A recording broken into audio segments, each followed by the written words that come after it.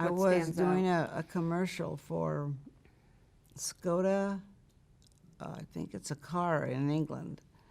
And we're shooting it over here, and I'm supposed to run and jump from car to car, not from train to train, from car to car. And I have this piece of paper in my hand, and I'm supposed to be running, catching my boss, and then going from this train into the window of that train and handing him the memo that says whatever it says, I don't remember. And we rehearsed it and rehearsed it and rehearsed it, and they kept changing things, and we rehearsed it and rehearsed it. Well, not only was my poor old body tired, it was freezing cold. In the middle of the night, they had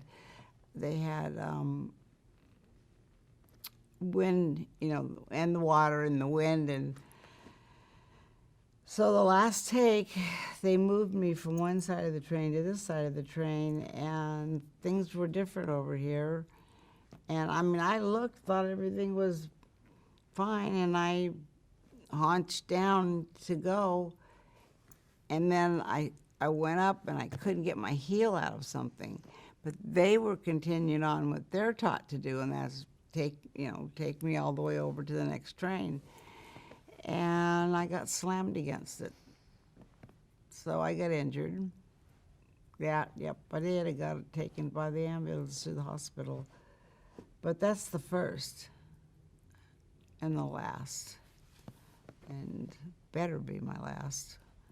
But there were elements that it was usually, unless you hire some dumbbell to come out and just run over you, there's always an element that they add to you, or want to, you know, a little more dirt or a little more this.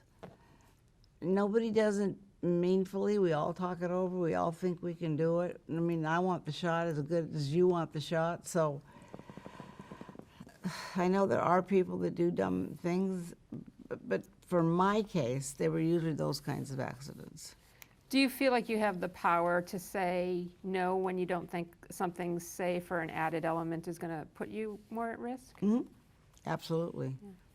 Did you ever refuse to do a stunt when you were? No. I got my dad's way in that. He looked right at me and he said, "Jeannie, it's you. It's your body. If you don't feel safe, if your gut doesn't feel right about it, you have to either back off and talk it over again, or go look at the equipment." And he was right every time, because he'd been there.